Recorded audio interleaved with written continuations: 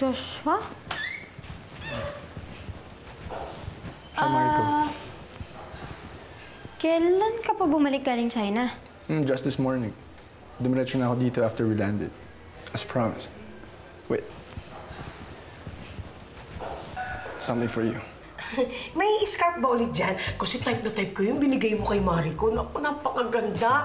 Di ba? Tapos, ang dula sa katawan. Di ba, Mariko? You gave her my gift. Oo, hindi ko naman magagamit yun eh. Tsaka, hindi ako tatanggap ng regalo from you, Joshua. Bakit naman? Kasi hindi niya nagustuhan yung ginawa mo kay Yuan. Pati rin ako, Joshua, hindi ko rin nagustuhan yung ginawa mo kay Yuan. I apologize po. Alam ko nagkamali po ako. I swear I'll never do it again. Seryoso po kay Mariko.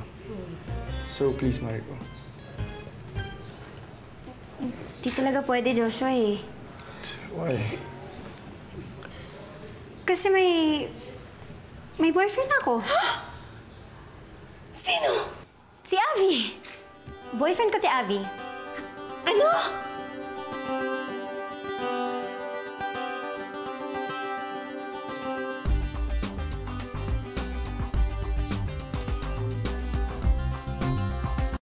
Mariko, bakit hindi ko alam? Kailan mo ba naging boyfriend si Avi?